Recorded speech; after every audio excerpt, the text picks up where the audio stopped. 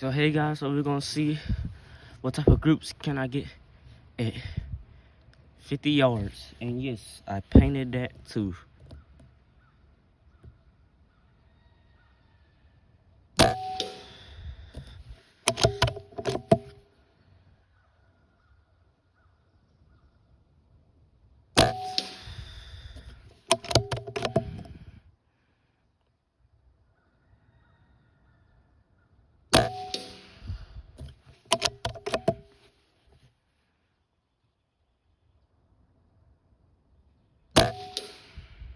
Okay guys, let's go see the accuracy.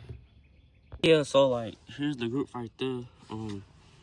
One right there, one right there, the two right there.